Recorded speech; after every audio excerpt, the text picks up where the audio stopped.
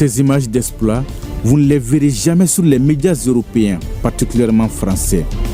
Parce que simplement, ils refusent de voir l'eau dans les fleuves. Ils refusent l'évidence. Ils sont dans les dénis, dans les mensonges, dans la propagande. Du côté du Burkina Faso. Comme vous l'avez très bien rappelé, les Russes, l'Africa Corps s'est retiré de Kidal, donc évidemment avec l'armée malienne, s'est retiré de Tessalit, donc c'est un bastion militaire à la frontière algérienne vers Aguelhok, et de Kidal à Anéfis, et de Tessit, donc les Russes aussi, vers Gao. On a des images par ailleurs de l'Africa Corps en train de se retirer de Kidal, et c'est très intéressant, on va les voir, parce qu'ils se retirent en fait en bon ordre. Ça veut dire qu'ils n'ont pas été inquiétés, on ne leur a pas tiré dessus. Ça, c'est la guerre dans le Sahel. Aussi sur le terrain de l'information. Ça, c'est aussi la guerre dans le Sahel. Tessalit, dans le nord du Mali, des groupes armés ont pris le contrôle du camp stratégique et en face, l'armée malienne et ses alliés russes de l'Africa Corps ont abandonné. Des pans entiers du pays sont désormais aux mains des djihadistes, dont la progression semble désormais inarrêtable. D'autant, Bénédicte, que les Russes, qui étaient très influents, très présents là-bas, ont lâché le pouvoir en place. Pourquoi tout le monde est-il en train d'abandonner le Mali ? Désinformation, manipulation et intoxication des médias français qui sont de nouveau à la manœuvre pour répandre l'idéologie de leur maître. Et pour y arriver, ils se mettent au service des groupes terroristes en diffusant des vidéos de propagande et de fausses informations sur le Mali et particulièrement sur les forces armées maliennes.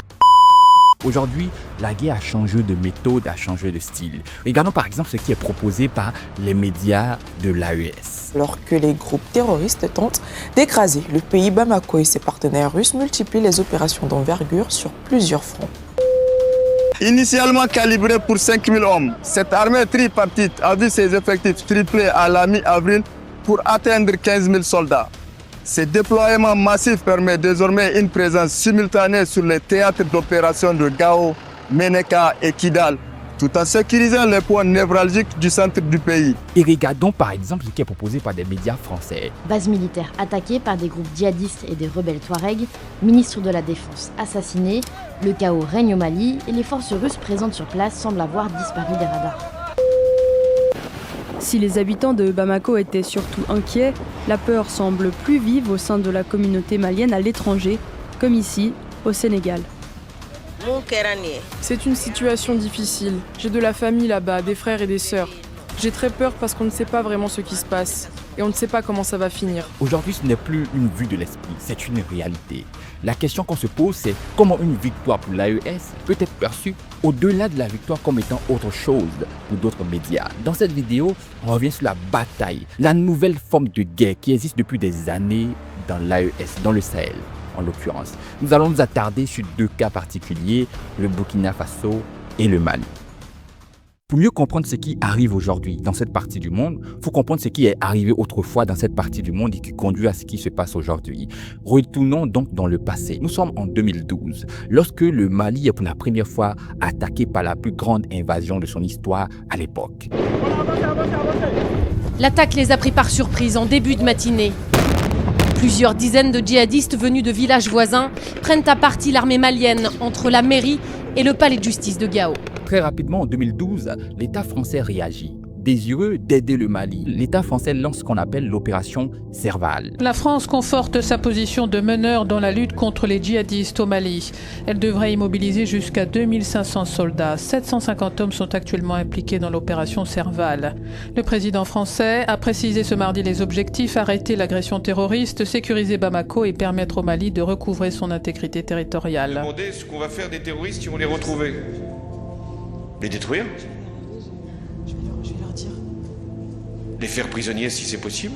Ici, l'idée est simple, c'est de stopper les groupes djihadistes qui sont en train d'avancer dans le Mali. S'en suivra l'opération Barkhane ou la mission Barkhane avec l'installation élargie dans le Sahel, avec le Burkina y compris. Là, c'est le début d'une coopération, d'une grande idylle entre ces trois pays. J'ai annoncé, le ministre de la Défense français est là, une opération Barkhane qui a vocation à se substituer à ce que nous faisions dans cette région. Il s'agit d'accompagner les armées africaines de l'ouest de l'Afrique et de leur permettre de pouvoir faire face à des menaces. Et des menaces, il y en a. Oui, mais l'opération Serval, elle est d'une certaine manière terminée de fait. Le président de la République a souhaité qu'il y ait une réorganisation de nos forces dans la zone, si bien que nous allons initier une nouvelle opération qui n'est pas uniquement une opération Mali, qui dépasse largement l'opération Serval. Chose très importante à noter, c'est qu'au départ, ce sont les pays du Sahel eux-mêmes qui demandent à ce que la France puisse l'aider, donc puisse apporter son soutien militaire pour empêcher la prise de leurs États. Le président malien par intérim a demandé l'aide militaire à la France qui lui a répondu favorablement. Nous sommes face à une agression caractérisée. J'ai donc décidé que la France répondra aux côtés de nos partenaires africains à la demande des autorités maliennes. C'est donc en ce sens que la France réagit en apportant son soutien. Mais dans la continuité, il y a quelque chose qui est remarqué et qui frappe vraiment à l'œil. En dépit du succès militaire qui est observable, il y a des défaites ici et là qui commencent à faire violence dans l'esprit. Les attaques djihadistes sont fréquentes, les pertes civiles, mais surtout militaires, sont importantes. Il y a des zones entières qui commencent à être hors de contrôle des deux États. Tout le monde commence à s'alerter et à s'alarmer. C'est dès cet instant que le discours va prendre une certaine ampleur, où il y a l'idée selon laquelle la France n'arrive pas à nous aider. La France ne peut pas nous sortir de cette réalité. Il y a même une théorie, mieux, une version selon laquelle la France bénéficierait quelque part peut-être de ce qui est en train de se passer dans le Sahel. Depuis que les Français sont là, on n'a pas vu d'amélioration. On peut même dire que les choses se dégradent chaque jour un peu plus. On ne sait pas quelles sont leurs intentions véritables. On n'a pas le sentiment qu'ils sont venus pour nous libérer. On n'a vu aucun avantage à cette soi-disant coopération. C'est donc dans cette vague qu'on aura la montée du sentiment anti-français qui va commencer à apparaître mais être très fort. On observera donc des campagnes médiatiques hostiles à la France, des campagnes médiatiques en train de démontrer, tentant de démontrer l'intérêt de la France derrière le mal que connaissent ces deux pays-là. Il y aura la montée d'un discours souverainiste selon lequel les États du Sahel sont désormais désireux de gérer leur pays eux-mêmes, donc l'indépendance et la prise en main de leur futur, de leur avenir. Et tous ces événements auront lieu dans la décennie 2010-2020. C'est donc en passant à l'autre décennie, 2020-2030, qu'on va observer également de grands changements. La zone sahélienne va connaître beaucoup de coups d'État, dont les plus importants, qui vont nous permettre de mieux comprendre ce qui se passe, vont se manifester entre 2020 et 2022. En 2020, par exemple, au Mali, il y a le tout premier coup d'État. Ils sont les visages du coup d'État au Mali. L'homme qui lit le communiqué, Ismaël Ouag, est major-colonel, chef d'état-major adjoint de l'armée de l'air. À ses côtés, deux autres colonels, Malik Diao et Sadio Camara, tous deux en poste dans la région militaire de Kati, d'où est partie l'insurrection. Coup d'État dans lequel on a des généraux qui prennent le pouvoir, mais l'un d'entre eux, qui n'est pas le chef directement, mais qui est un cadre important dans ce coup d'État au Mali, du nom de Assimi Goïta, va réaliser un second coup d'État dans le coup d'État en 2021, devenant donc le nouveau chef du Mali. Nous n'avons plus le droit à l'erreur. Donc nous, en faisant cette intervention hier, nous avons mis le pays au-dessus, le Mali d'abord.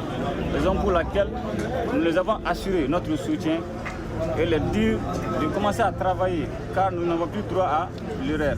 De l'autre côté, au Burkina, c'est plus ou moins similaire. Un coup d'État début 2022 et un coup d'État vers la fin de l'année 2022, portant à la tête du pays M. Ibrahim Traoré. Donc, les deux leaders arrivant par coup d'État ont des visions radicales, parce qu'ils ont baigné également pendant un bon moment, donc dans la décennie 2010-2020, dans ce courant qui était revendicatif de la souveraineté. Ce courant qui demandait à ce que la France qui devait nous aider, ne pouvant pas nous aider, puisse quitter le territoire. C'est donc arrivé aux fonctions, aux affaires, que les choses vont changer. C'est donc pendant cette période qu'on va observer les nombreuses ruptures diplomatiques. L'une des premières, c'est au Mali. Les nouveaux dirigeants ont commencé par expulser l'ambassadeur de France dans ce pays-là. Par la suite, dénoncer les accords militaires qui existent entre ces deux pays. Depuis un certain temps, le gouvernement de la République du Mali constate avec regret une détérioration profonde de la coopération militaire avec la France. Le gouvernement de la République du Mali décide de dénoncer 1. Le traité de coopération en matière de défense du 16 juillet 2014 et revendiquer, demander avec même effet immédiat le départ de l'armée française installée depuis 2013 avec l'opération Barkhane. C'est donc ainsi que dans le règlement diplomatique de l'affaire, les choses vont traîner jusqu'à ce qu'il y ait officiellement le départ de l'armée française du sol malien. Mais de l'autre côté, au Burkina Faso, les choses vont s'enchaîner également très rapidement parce que dès 2023, la demande officielle se fait pour le départ de l'armée française et il y a la fin de la coopération militaire qui est actée entre le Burkina et la France. Est-ce que cette demande formulée à Paris vous surprend finalement aujourd'hui ?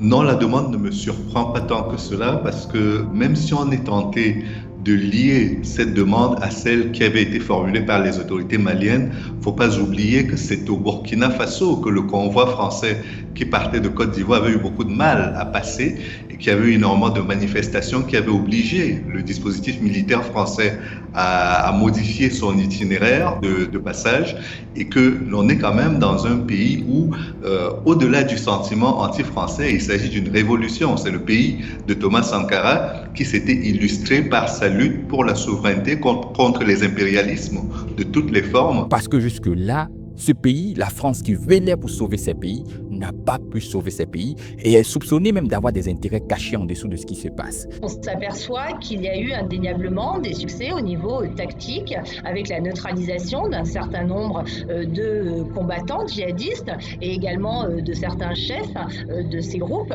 mais on voit bien que la situation continue de se dégrader. C'est donc ainsi que les relations diplomatiques et militaires seront rompues entre la France, le Burkina et le Mali. Mais ça ne s'arrête pas là, parce que notre objectif dans cette vidéo n'est pas de regarder les questions diplomatiques militaires, mais les questions d'ordre informationnel. Donc ici, il y aura également un grand changement au niveau de l'information qui sera opéré.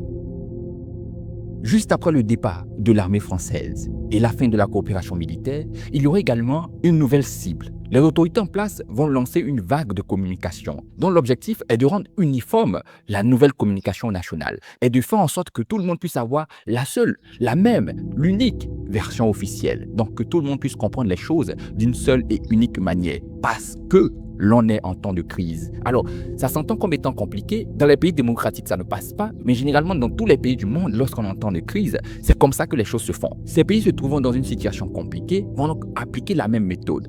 L'uniformisation de la communication. Mais contrairement à ce désir, il y aura également le positionnement de RFI et de France 24, les deux médias les plus importants de la zone, qui vont, eux, continuer avec leur ligne éditoriale. Ils seront donc percutés par les deux États, le Burkina Faso et le Mali, qui vont, d'abord avec le Burkina, sanctionner RFI, sous prétexte qu'ils ont accordé leur micro, leur audience et leurs médias aux djihadistes. Et à côté de cela, ils ont véhiculé de fausses informations de façon publique. C'est donc ces deux prétextes qui vont conduire d'abord et avant tout à la suspension de RFI. S'en suivra la suspension de France 24. Les autorités burkinabées suspendent France 24 sous prétexte que le média français a accordé une interview au chef d'Al-Qaïda sur ses antennes. Pour eux, si la chaîne ouvre donc ses antennes au premier responsable d'AQMI, cela signifie qu'elle ne fait pas seulement office d'agence de communication, mais elle lui offre aussi un espace qui va jusqu'à la légitimation du personnage, de ses activités, de son objectif, de ce qu'il est en train de faire dans leur pays. C'est donc ainsi que France 24 est également suspendu. De l'autre côté, au Mali, les choses se sont faites bien avant. En avril 2022, où ils ont retiré les programmes de diffusion, les autorisations de diffusion à RFI et France 24, suite à une suspension temporaire qui a été observée dans le mois de mars 2022. Le prétexte évoqué, c'est que ces deux médias ont communiqué, ont donné des informations fausses sur des actions qui auraient été commises par l'armée malienne. C'est donc le prétexte évoqué qui conduit à la suspension des deux médias. Donc déjà, la communication elle est claire au niveau des deux pays. Uniformiser l'information, mais faire en sorte que tous les médias qui sont perçus comme étant des anti-souverainistes, donc qui combattent leur désir de s'émanciper, quittent leur territoire. C'est donc ici que France 24 et RFI vont quitter le Burkina et le Mali. Du moins, seront suspendus. Le contexte étant désormais compris, il faut d'abord et avant tout pour continuer, clarifier certaines notions.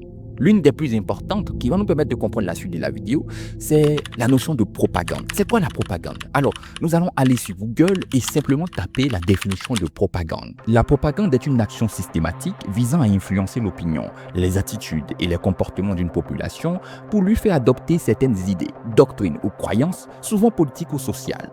Elle utilise des médias de masse, affiches, radio, réseaux sociaux et joue sur les émotions pour obtenir une adhésion, voire une soumission intellectuelle. Maintenant qu'on sait c'est quoi la propagande, on pourra continuer la vidéo parce que vous allez remarquer que dans les deux camps, ou du moins les deux méthodes appliquées, pourraient être proches d'une sorte de propagande.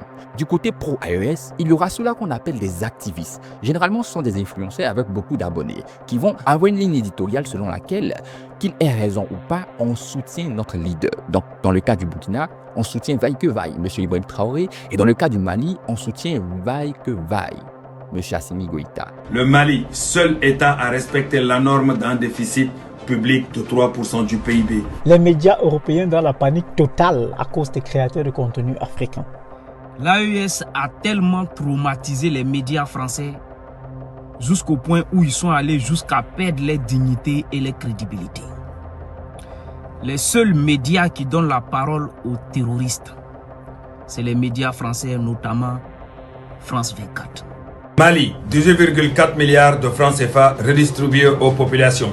Les autorités militaires transforment l'or en développement concret. C'est donc ces activistes, nombreux sont-ils sur les réseaux sociaux, notamment Facebook et TikTok, qui vont véhiculer des informations, qu'elles soient vraies ou fausses, mais les amplifier. En ce sens, on peut observer de simples victoires militaires sur ces deux territoires qui sont amplifiées à telle enseigne qu'on a l'impression que c'est la victoire de la Seconde Guerre mondiale. Regardons par exemple certaines séquences. Oui, le drapeau burkinabé flotte depuis le front. Ici, nous allons dire merci beaucoup et félicitations à nos forces combattantes depuis le front.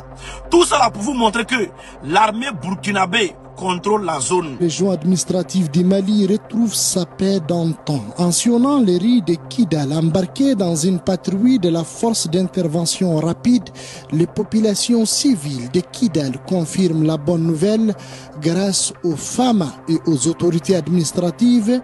Fini les braquages, les vols, les viols, les assassinats des populations paisibles.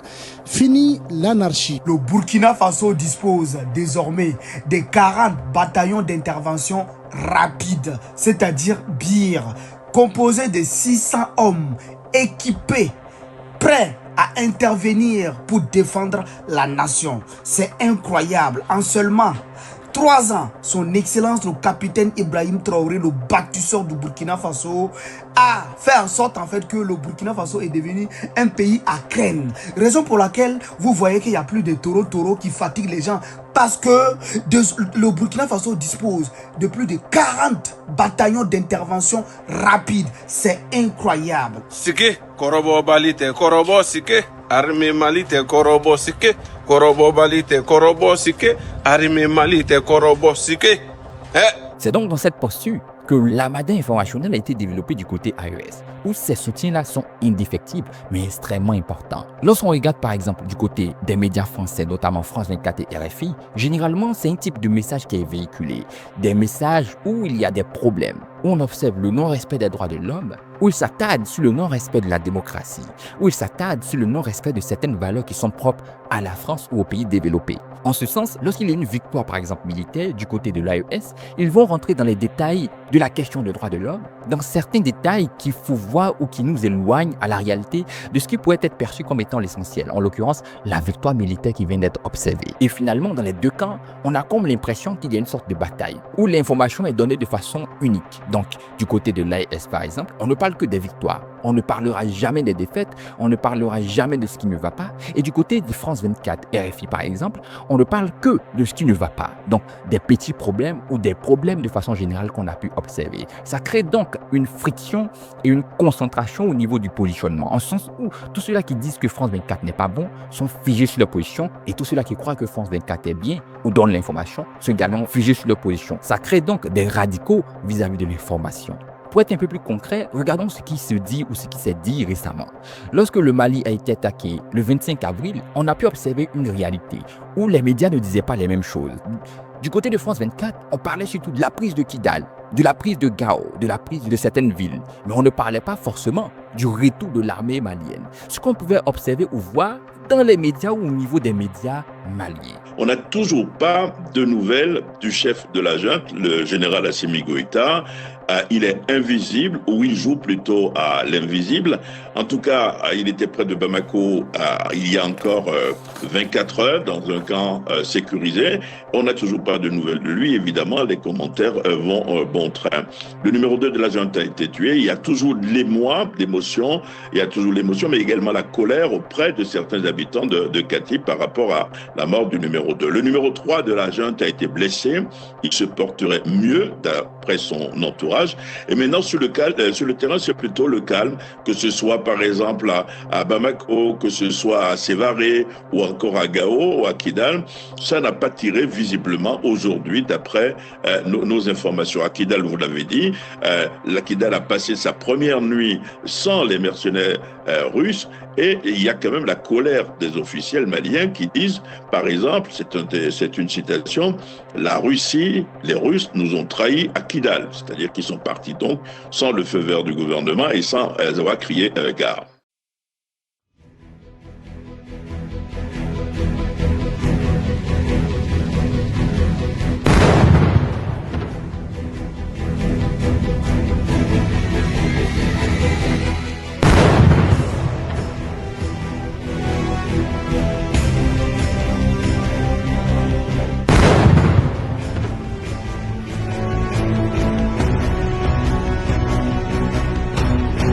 Ce qui est très intéressant, c'est que de nombreux médias internationaux, dont les Français à l'image de La Croix, parlaient d'une sorte de blocus au niveau de Bamako, donc la capitale du Mali.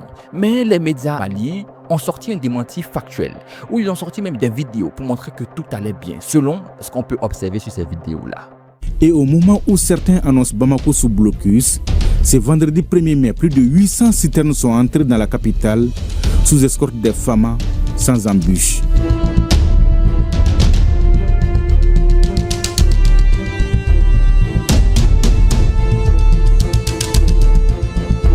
Suite à la tentative de coup d'État du 3 janvier, il y a un discours qui est tenu au niveau de la chaîne nationale, ou du moins des médias au niveau de l'AES. Et il y a un autre discours au niveau de France 24. Au niveau des médias de l'AES, on donne des détails. Qui l'a fait, pourquoi il l'a fait, comment il l'a fait. Mais du côté de France 24, par exemple, tout est mis au conditionnel.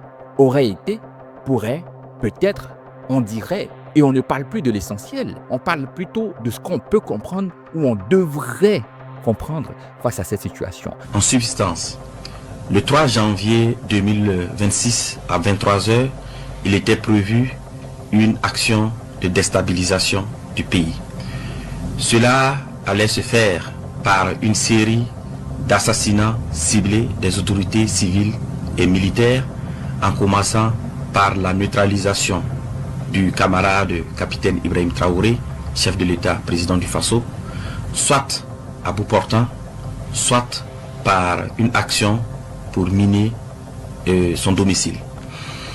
Après cette action, devrait suivre une action de mise hors service de la base drone et une intervention militaire terrestre des forces extérieures. Les acteurs impliqués pour une question de confidentialité et aussi pour éviter de compromettre l'efficacité des enquêtes, nous allons citer seulement l'acteur principal.